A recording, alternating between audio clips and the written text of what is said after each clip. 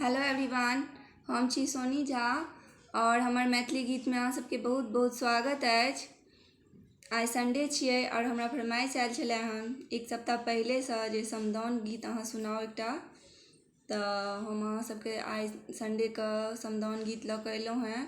तऽ सुनू और हमर वीडियोके फुल वॉच करबै और लाइक सब्सक्राइब शेयर जरूर कऽ देबै।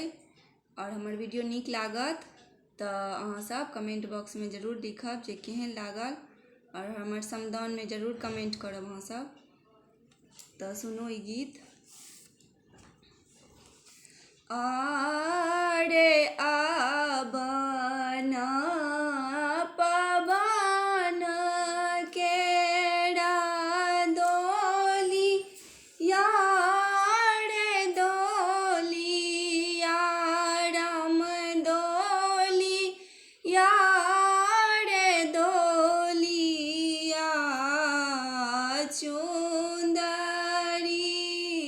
के लागल ओहार आरे आबन पवन केरा दोलिया रे दोलिया राम दोलिया रे दोलिया चुनरी के लागल ओहार आर चरी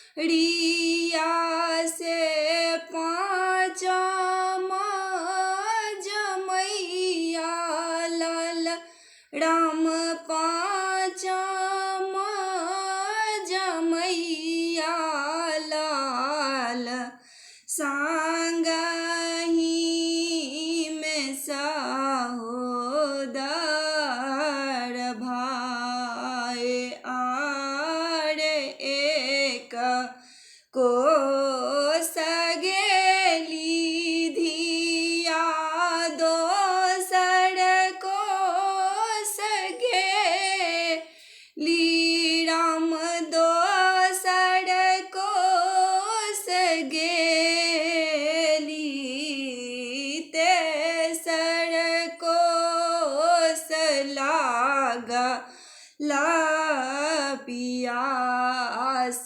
आर घूरी जो गेलो कदीन सुनिले समाधिया राम सुनिले समाधिया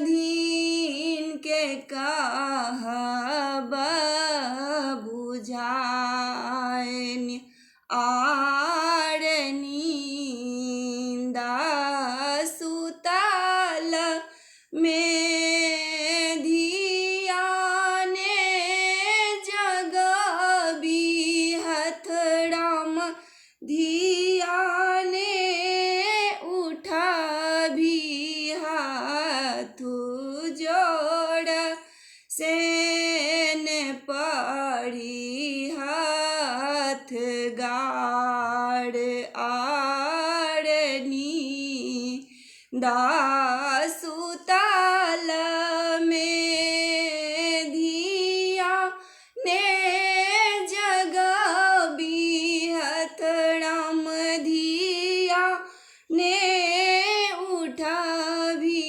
हाथ जोड़ सेन पड़ी हाथ गाड़ आर जी कथा पड़ला धिया के ने मारी हाथ राम धिया के ने मारी हाथ धिया छथिन बड़ सुकुमार आर घूरी जो गेलो कदी न सुनी ले समधिया राम सुनी ले समधिया आमा के कहब बुझाई रे घूरी जो गेलो कदी न सुनी ले समधिया राम सुनी ले समधिया आमा के कहब बुझाए जब हम छलियै बाबा के राज में राम बाबा के राज में आउटल दूध ने सोहाय आब हम भेली यही पड़ के पुतहुआ राम पड़ के पुतहुआ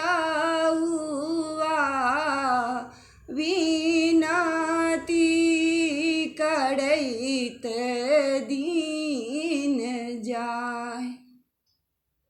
हेलो एवरीवन, ई गीत सुनि कऽ तऽ हम बड्ड भावुक भऽ गेलहुँ। अहाँ सब केहन भेलहुँ ई गीत सुनि कऽ से हमरा जरूर कहब और हमर वीडियोके फुल वॉच करबै। और ई गीतमे छै इएह जे बेटी जहन विदा होइ छथिन तऽ हुनकर मम्मीके मोनमे की सब हलचल चलैत रहै छनि सएह छै ई गीतमे। और बेटी सेहो बुझबै छथिन जे अहाँ मम्मी चिन्ता नहि करू, एतेक दिन तऽ हम बाबाके दिया छलियै हन, हमरा औँटलो दूध नहि सोहाइ छलै हन, और आब तऽ हम भेलियै दोसरके पुतोह, तऽ ओतऽ तऽ हमरा विनतिए करैत करैत दिन बीत जेतै। सएह ई गीतमे छै। तऽ ई गीत सुनि कऽ तऽ गाबि कऽ तऽ हम बहुत भावुक भऽ गेलहुँ। और सुनि कऽ अहाँसब की भेलहुँ से कमेंट बॉक्समे जरूर लिखब। और हमर वीडियोके फुल वॉच करबै और ओकर बाद लाइक करबै, सब्सक्राइब शेयर करनाइ नहि बिसरबै। जे सब केने छी सब्सक्राइब हुनका सबके थैंक यू, और जे सब नहीं केने छी एखनो तक से हमर वीडियो के सब्सक्राइब जरूर कऽ देब। Thank you, bye by.